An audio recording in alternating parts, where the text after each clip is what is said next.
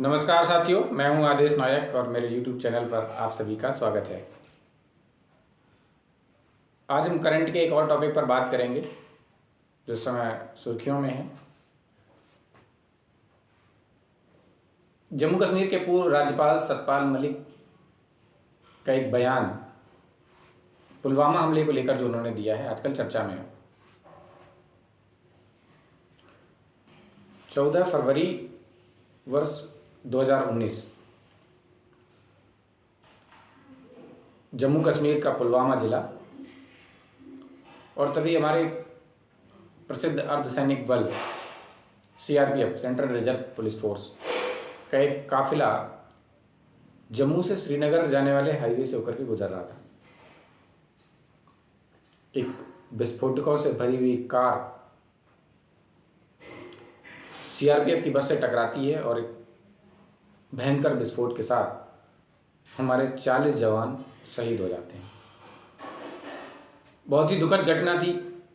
देश में इस घटना को लेकर लोगों के मन में बहुत आक्रोश हुआ उस समय, और सरकार को उस पर कार्रवाई करनी पड़ी, जिसका बदला बाद में सरकार ने 26 फरवरी 2019 को बालाकोट एयर स्ट्राइक के रूप में लिया और पाकिस्तान पर एयर स्ट्राइक की।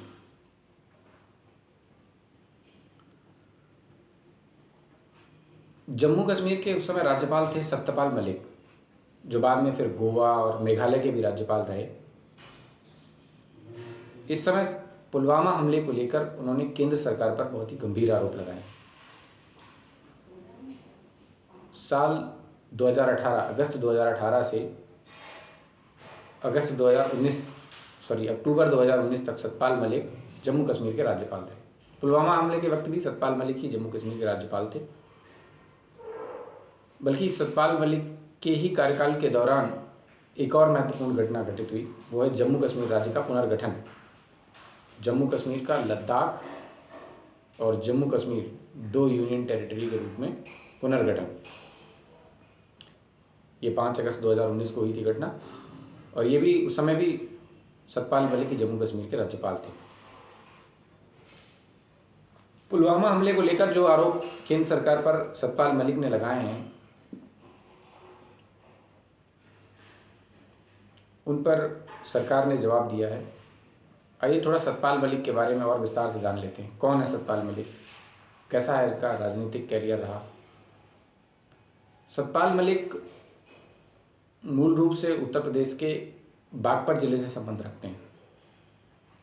साल 1946 में, उस समय उत्तर प्रदेश संयुक्त प्रांत के नाम से जाना जाता था, सतपाल मलिक का बागपत में जन्म हुआ। मेरठ के चौधरी चरण सिंह यूनिवर्सिटी से इन्होंने BSc LLB और फिर उसके बाद संसदीय कार्यों में एक डिप्लोमा पढ़ाई की उन्होंने। 1974 में सतपाल मलिक ने राजनीति में पहला कदम रखा।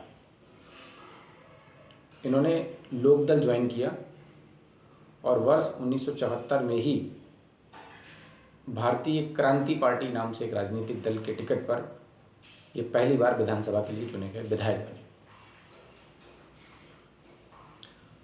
इसके बाद 1984 में, वर्ष 1984 में इन्होंने कांग्रेस ज्वाइन की और कांग्रेस ने इनको राज्यसभा के लिए मनोनीत कर दिया।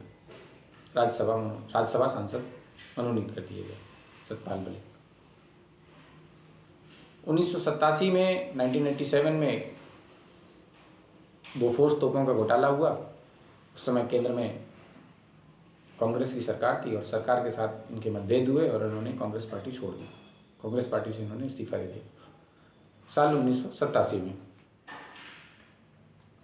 1988 में ये VP सिंह के नेतृत्व में आए और इन्होंने 1988 में जनता दल ज्वाइन कर लिया। 1989 से 1991 तक, 1989 से 1991 तक सतपाल मलिक अलीगढ़ से सांसद रहे। 1996 में इनको मुलायम सिंह जी ने टिकट दिया लोकसभा के लिए समाजवादी पार्टी से, लेकिन ये चुनाव हार गए। साल 2004 में सतपाल मलिक जी ने भारतीय जनता पार्टी ज्वाइन की, BJP ज्वाइन की। राजनीतिक करियर इनका आगे बढ़ा। राजनाथ सिंह और अमित शाह के राष्ट्रीय अध्यक्ष रहते हुए भारतीय जनता पार्टी के राष्ट्रीय उपाध्यक्ष के रूप में भी सतपाल मलिक जी ने काम किया। साल 2017 में इनको बिहार का गवर्नर नियुक्त किया गया। उसके बाद अगस्त 2018 से अक्टूबर 2019 तक इन्होंने जम्मू कश्मीर के राज्यपाल के रूप में काम किया। 2018 में इन्होंने 2 माह तक उड़ीसा के भी अंतरिम राज्यपाल के रूप में काम किया। ये दोनों महत्वपूर्ण घटनाएं जिनका मैंने जिक्र किया, पुलवामा हमला और जम्मू कश्मीर राज्य का पुनर्गठन, सतपाल मलिक के ही राज्यपाल रहते हुए घटी जम्मू कश्मीर में। तथागत राय इनसे पहले राज्यपाल थे और फिर बाद में जम्मू कश्मीर राज्य का पुनर्गठन होने के बाद जब वो यूनियन टेरिटरी बन गया तो फिर बी.डी. मिश्रा को पहला उपराज्यपाल वहाँ का नियुक्त किया गया था। 2019 से लेकर 2023 तक लगभग 4 साल तक सतपाल मलिक जी ने पुलवामा हमले को लेकर के कुछ नहीं बोला। अभी हाल ही में इन्होंने पुलवामा हमले को लेकर केंद्र सरकार पर गंभीर आरोप लगाए और इन्होंने कहा कि सीआरपीएफ ने अपने काफिले को ले जाने के लिए एरोप्लेन की डिमांड की थी तत्कालीन गृह मंत्री राजनाथ सिंह जी से, लेकिन गृह मंत्रालय ने ऐसा करने से इनकार कर दिया।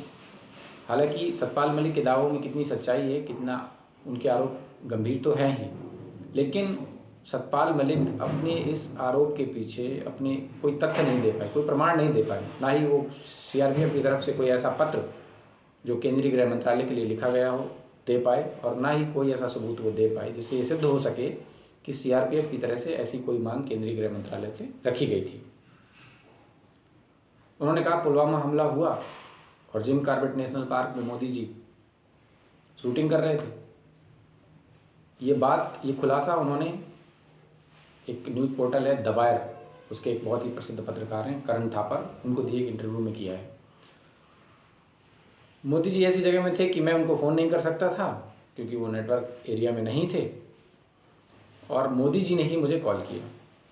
मोदी जी ने कहा कि अभी इस पर आपको कुछ नहीं बोलना है, आप चुप रहिए, मैं दिल्ली पहुंच जाता हूं, फिर उसके बाद बात करेंगे। उन्होंने ये भी बताया बाद में कि फिर बाद में राष्ट्रीय सुरक्षा सलाहकार अजीत डोवल, उनका भी मेरे पास फ़ोन आया और उन्होंने भी मुझे चुप रहने को कहा। मैं समझ गया कि चुनाव नज़दीक है और ये पूरा ठीकरा पाकिस्तान पर फोड़ने वाले हैं।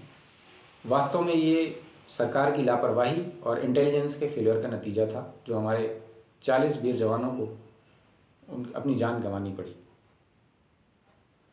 मैं चुप रहा, मैंने उस पर कुछ नहीं कहा। सतपाल मलिक जी आगे कहते हैं, और लोगों में इसको लेकर आक्रोश था ही तो सरकार ने आनंद फानन में ऐसा दिखाया बालाकोट एयर स्ट्राइक के रूप में कि उन्होंने कार्रवाई कर दी है, हमला शांत हो गया।